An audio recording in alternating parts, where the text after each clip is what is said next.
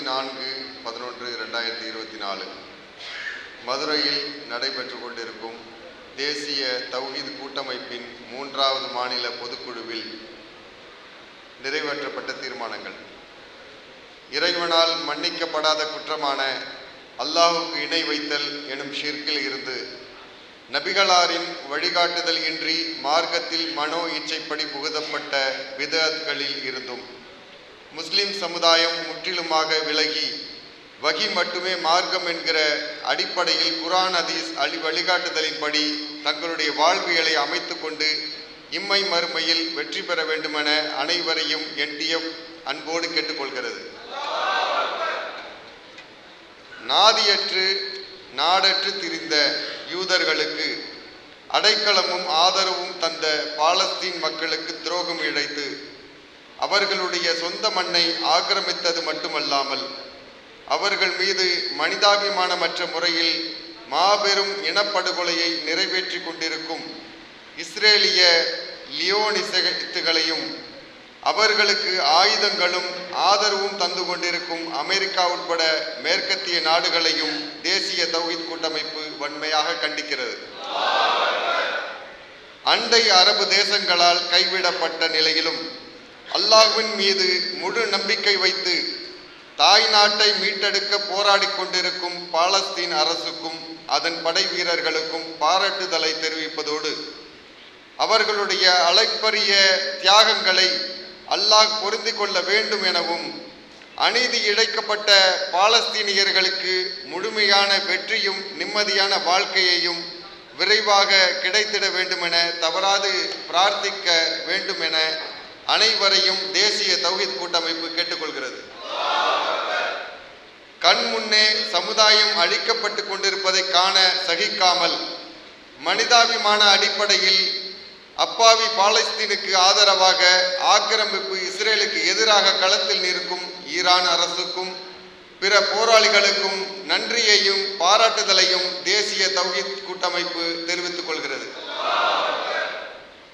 பாசிச பாஜக ஆட்சியில் அமர்ந்துள்ள கடந்த 10 ஆண்டுகளுக்கும் மேலாக இந்திய முஸ்லிம் சமுதாயத்தின் வாழ்வுரிமையே கேள்விக்குறியாகியுள்ள இத்தருணத்தில் புல்டோசர் கலாச்சாரம் என்கிற பெயரில் பாஜக ஆளும் மாநிலங்களில் முஸ்லிம்களுக்கு எதிராக அரங்கேற்றப்பட்ட அரச பயங்கரவாதத்தை முடிவுக்கு கொண்டு வரும் வகையில் வழங்கப்பட்டுள்ள உச்சநீதிமன்ற தீர்ப்பை வரவேற்பதோடு அரசியல் சாசனம் வழங்கியுள்ள அடிப்படை உரிமைகளான விரும்பிய உணவு உண்ணும் உரிமை, விரும்பிய ஆடை அணியும் உரிமை, மத வழிபாட்டு உரிமை போன்ற அம்சங்களில் சிறுபான்மை முஸ்லிம் சமுதாயத்தின் உரிமைகள் பாஜக அரசால் தொடர்ந்து அச்சுறுத்தல்களுக்கு உள்ளாக்கப்படுவதை உச்சநீதிமன்றம் கவனத்தில் கொண்டு உரிய நடவடிக்கைகளை மேற்கொண்டு இந்தியாவின் மதச்சார்பற்ற பாரம்பரியத்தை பாதுகாத்திட வேண்டும் என தேசிய தௌஹீத் கூட்டமைப்பு கோரிக்கை விடுக்கிறது.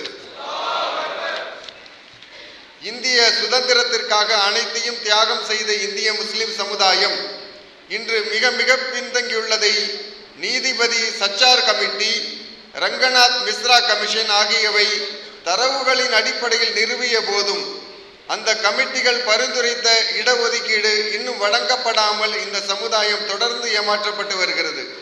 எனவே கல்வி, வேலைவாய்ப்பு, அரசியல் அதிகாரம் ஆகியவற்றில் இந்திய முஸ்லிம்களுக்கு அவர்களின் சதவிகிதத்திற்கு ஏற்ப தனி இடஒதுக்கீடு வழங்கிட வேண்டும் என மத்திய மாநில அரசுகளை தேசிய தௌஹீத் கூட்டமைப்பு வலியுறுத்தி கேட்டுக்கொள்கிறது. அனைத்து தரப்பு மக்களுக்கும் சமூக நீதியும் சமநீதியும் கிடைத்திட சாதிவாரி கணக்கெடுப்பு நடத்தி அதன் அடிப்படையில் வகுப்புவாரி இடஒதுக்கீடு வழங்கிட வேண்டும் எனவும் அனைத்து சமுதாயங்களும் அவரவருடைய மக்கள் தொகைக்கு ஏற்ப அரசியல் அதிகாரம் பெற்றிட விகிதாச்சார பிரதிநிதித்துவம் வழங்கிட வேண்டும் எனவும் தேசிய தௌஹீத் கூட்டமைப்பு வலியுறுத்தி கேட்டுக்கொள்கிறது. முஸ்லிம்களில் உள்ள தனவந்தர்கள் சமுதாய நலனுக்காக நன்மையை நாடி தானமாக தந்த வக்பு சொத்துக்களை நிர்வகிக்கும் வக்போடு ஊழலுக்கு வழிவகுக்காமலும் அதிகார துஷ்பிரயோகம் செய்யாமலும் நேர்மையாக நடந்து கொள்ள வேண்டும் என இந்த சமுதாயம் எதிர்பார்க்கிறது.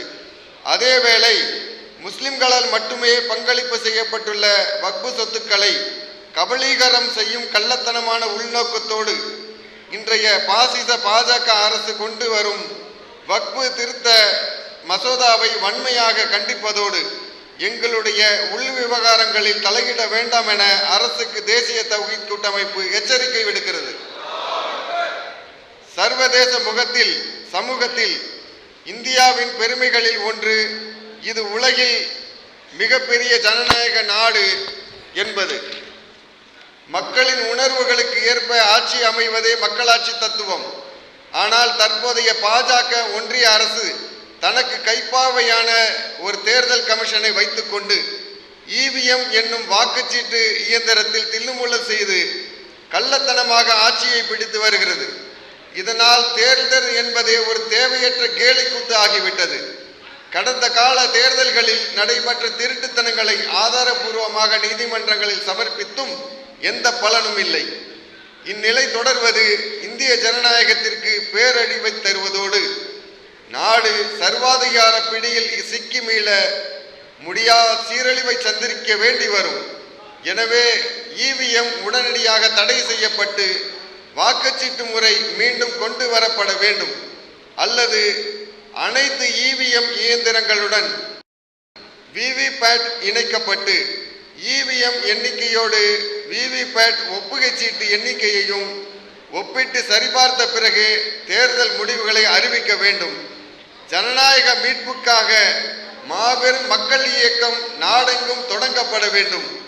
இரண்டாம் விடுதலை போராக இது அமையும் வகையில் எதிர்க்கட்சிகள் அனைத்தும் ஒருங்கிணைந்து இதற்காக களமிறங்க வேண்டும் என தேசிய தௌஹீத் கூட்டமைப்பு கோரிக்கை வைக்கிறது.